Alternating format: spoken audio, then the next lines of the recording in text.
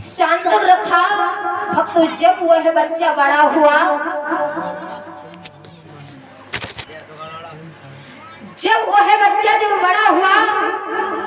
तो भक्त गंगा के पास में गए तो शांतनु महाराज ने हाथ जोड़े और कहा, देखो अरे गंगा, मैं तुम्हारे पति को लेकर के आ गया हूँ, आप अपने पति को स्वीकार करो। गंगा बाहर आई। जैसी गंगा ने देखा भक्तों, तो गंगा हंसने लगी। हंसता हुआ देख करके महाराज प्रदीप ने कहा, क्यों हंसती हो? हंसने का कारण क्या है? गंगा मैया ने कहा, कुछ भी नहीं, हमारे पति आ गए हैं इसलिए। देखो महाराज, आप लेकर के आ ही गए हो तो मैं अपने पति को स्वीकार जब करेंगे, एक शर्त माननी होगी तब। आज वही बेटा हाथ रख करके बैठ गया और मन में विचार करने लगा। शर्त के कारण मुझे इसी की धारा में मरना पड़ा और दूसरी शर्त खड़ी कर दी। ये तो शर्तों पर शर्तें खड़ी करती जा रही। महाराज प्रदीप ने कहा, बताओ शर्त क्या है? बताओ तो। कि शर्त मेरी ये है, मैं अपना पति स्वीकार कर लूंगी, लेकिन ये हमारी किसी भी बात में बाधा नहीं डालेंगे। तो आज भक्त शांतनु महाराज ने और शांतनु बेटा ने शर्त मंजूर कर ली। ठीक है, मैं तुम्हारी कोई भी बात में बाधा नहीं डालेंगे, कोई भी काम करो, कुछ भी कार्य करो, मैं तुमको रोकूंगा नहीं। आज भक्तों, इतनी बात सुनी और क्या बताया। अरे हंसी गंगा ने कही, कही ना मेरी डालोगे, और हम कोई करे काम ना है तुम बाधा डालो।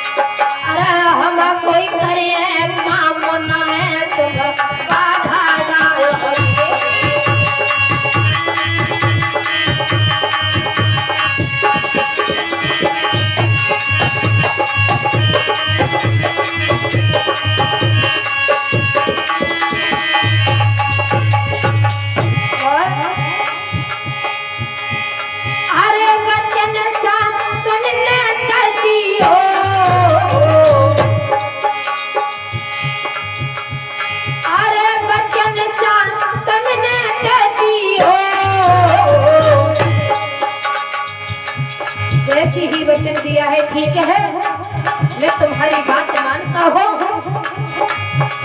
तो गंगा क्या कहने लगी है, तुमने अगर मेरी बात नहीं मानी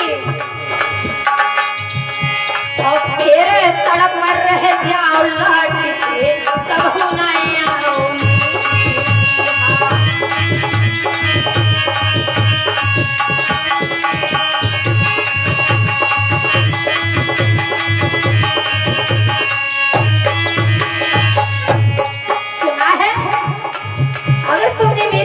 बात में बाधा डाला तो मैं हमेशा के लिए चली जाऊंगी। और क्या बोले है,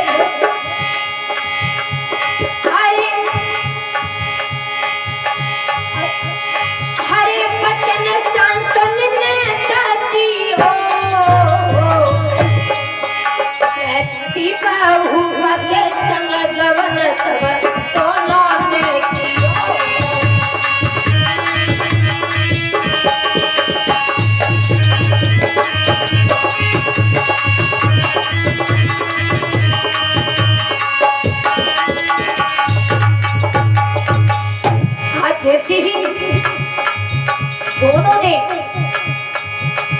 प्रवध किया, यानी कि महाराज शांतनु के साथ में गंगा मैया चली है प्रतीप के दरबार में, राज दरबार में पहुंचे। अरे हाथ पकड़ के महाराजा ने सतह गद्दी में दियो बिठा, अरे तिलक लगाए गयो माथे पे, शांतनु राजा रहे बना।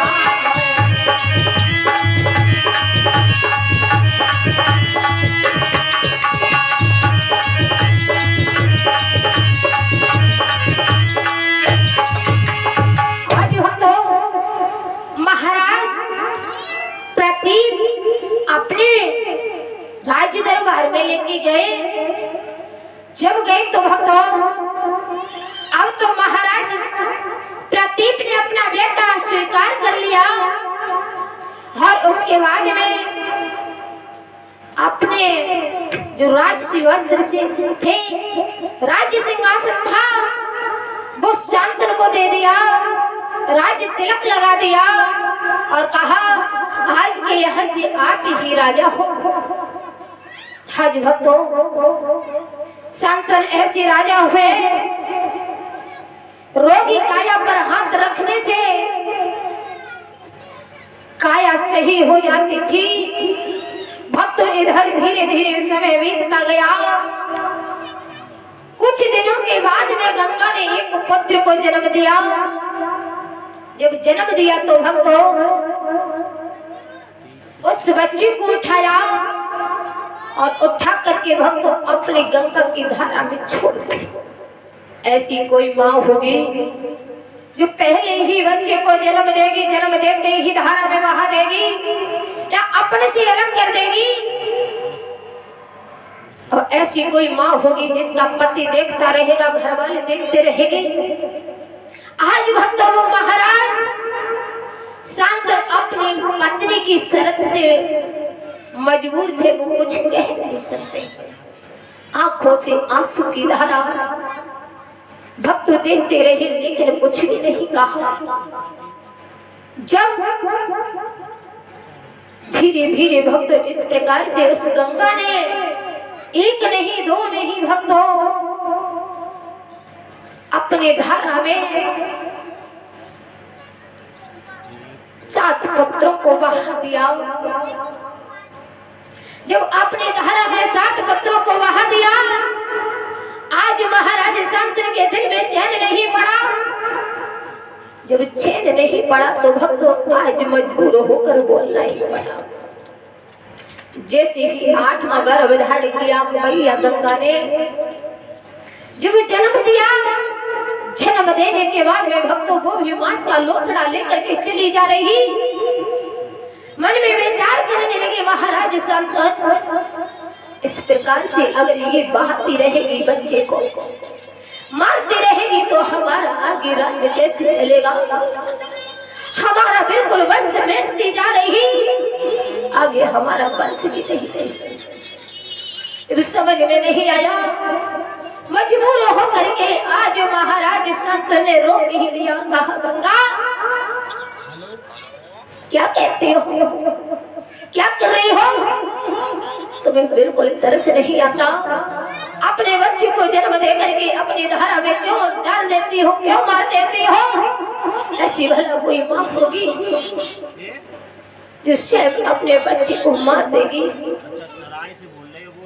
आप जैसी इतनी बात सुनी तो गंगा ने भक्तों वही मांस का लोथड़ा अपने पति के हाथ में दे दिया और कहा आपने मुझे रोक ही दिया, आपने मेरी बात में बाधा डाल दी। लो तुम्हें संतान की जरूरत है, ये संतान पकड़ो और मैं के लिए जाती हूँ। जब इतनी बात सुनी है तो महाराज शांतनु ने आंखों में आंसू भर के कहने लगे हैं देखो गंगा